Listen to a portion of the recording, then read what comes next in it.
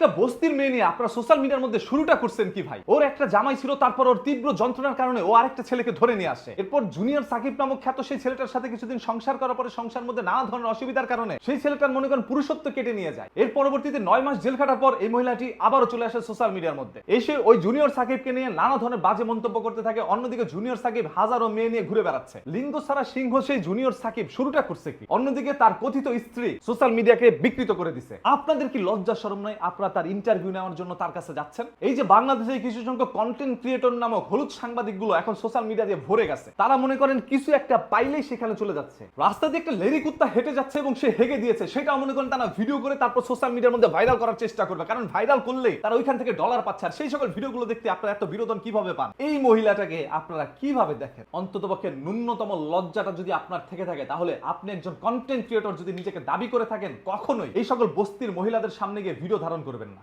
এদেরকে ভাইরাল করার পিছনে একমাত্র কারিগর হচ্ছেন আপনারা। যদি চাইতাম আপনাদের মতো করে ভিডিও বানাইতে, তাহলে আমার চেয়ে বেশি ভিউ আপনারা কোনোদিন পাইতেন না। যাকে তাকে নিয়ে ভিডিও বানায় নিজের অবস্থানকে বিকৃত করি না। আপনি একজন কন্টেন্ট ক্রিয়েটর, আপনার এই সমাজে একটা সম্মান আছে, সেই সম্মানটাকে ধরে রাখেন। আবারও বলছি, এই সকল বস্তির মহিলাগুলো যদি কোথাও ভাইরাল হইতে চায় ভাই, তাদের ইন্টারভিউ নিয়েন না, তাহলে দেখবেন এরা নিমিশেই সোশ্যাল মিডিয়া থেকে ঝরে যাবে। আমার মুখটা খোলায়েন না ভাই, যদি মুখ খুলি না টিকতে পারবেন না।